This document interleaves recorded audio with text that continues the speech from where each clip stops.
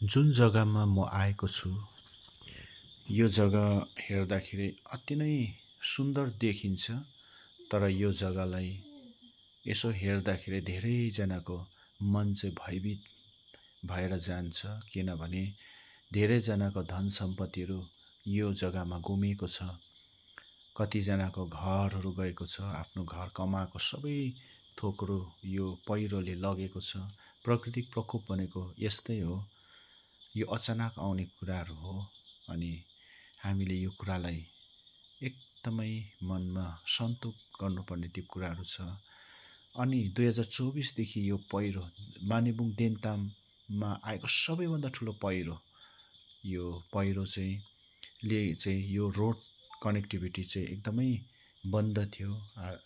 2024 को मे महिनादेखि चाहिँ यो जग्गामा यसरी सरकारले धेरै प्रयास गर्यो। डिपार्टमेन्ट, उच्च अधिकारी वर्गहरू, मन्त्रीगणहरू, मुख्यमन्त्री स्वयं यहाँनिर आउनुभयो।